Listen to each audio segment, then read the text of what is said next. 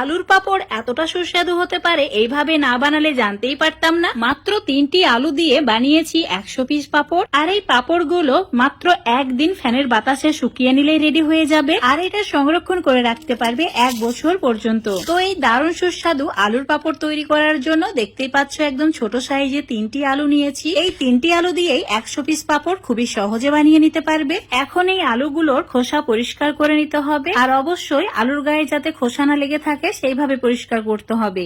এবার আলুগুলোকে একটা বাটির মধ্যে জল নিয়ে তাতে রেখে দিতে হবে। তারপর আলুগুলো ছোট ছোট টুকরো করে কেটে নিতে হবে। এইভাবে একদম ছোট ছোট টুকরো করে কেটে নেওয়ার পর কিছু সময়ের জন্য মানে 5 থেকে 10 মিনিটের জন্য এভাবে জলের মধ্যেই রেখে দিতে হবে, যাতে আলুর যে স্টার্চ সেটা সম্পূর্ণ বেরিয়ে যায়। তাহলে পাপড়গুলো অনেক বেশি মুচমুচে হবে। এখন তোমাদের 10 মিনিট পর দেখাচ্ছি। জল থেকে ছেঁকে নিয়ে আলুর টুকরোগুলো মিক্সচার জারে নিয়েছি আর এরই সঙ্গে 1 কাপ জল অ্যাড করে দিচ্ছি। এবার একদম মসৃণ করে পেস্ট করে নিতে হবে। আর এই পেস্টটা একটা ছাকনার সাহায্যে ছেঁকে নিতে হবে। তো একটা চামচ দিয়ে ঠিক এইভাবে চেপে চেপে ছেঁকে নিতে হবে, যাতে আলুর মিশ্রণটাও কিছুটা এই জুসের মধ্যে চলে যায়। দেখতেই পাচ্ছ খুব সুন্দরভাবে এটা রেডি হয়ে গেছে।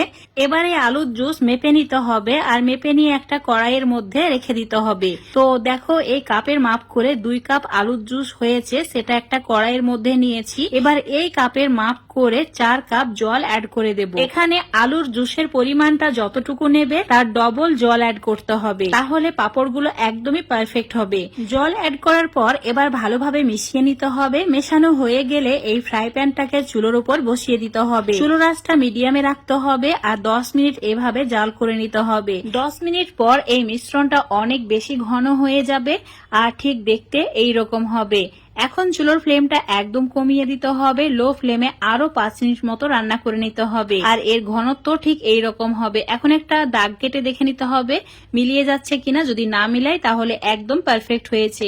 1 চিমটি মতো নুন অ্যাড করে দিতে হবে। তার সঙ্গে অ্যাড করে দিতে হবে পাঁপড় খার। এই পাঁপড় খার যে কোনো মুদি দোকান এমনকি অনলাইন স্টোরগুলোতেও পেয়ে যাবে। আর অবশ্যই এটা অ্যাড করার চেষ্টা করবে, তাহলে পাঁপড়গুলো একদমই পারফেক্ট হবে। ভালো করে মিশিয়ে নেওয়ার পর 2 মিনিট মতো লো ফ্লেমে রান্না করে নিতে হবে। তারপর চুলোটাকে অফ করে দিয়ে অ্যাড করে দিতে হবে 1/2 চামচ গোটা জিরে ফ্লেভারের জন্য। আর দিতে হবে সামান্য পরিমাণে চিলি ফ্লেক্স মানে শুকনো লঙ্কা কুচি। আর তার সঙ্গে অ্যাড করতে হবে ধনেপাতা। এই 3টি উপকরণ তোমরা চাইলে না দিতেও পারো, আবার নিজেদের পছন্দ মতো অন্য ফ্লেভারও অ্যাড করতে পারো। এবার এই মিশ্রণটা 80% মতো ঠান্ডা করে নিতে হবে। এইভাবে নাড়াচাড়া করে 80% মতো ঠান্ডা করে নিয়েছি। এবার পাপড়গুলো তৈরি করার জন্য একটা মোটা পলিথিন নিতে হবে। আর পলিথিনে এখানে কিন্তু তেল ব্রাশ করিনি, তোমরা চাইলে তেল ব্রাশ করেও নিতে পারো। অল্প অল্প করে এইভাবে মিশ্রণটা অ্যাড করে পাপড়ের শেপ দিয়ে নিতে হবে। আর এইভাবে 100 পিস মতো পাপড় রেডি হয়ে যাবে।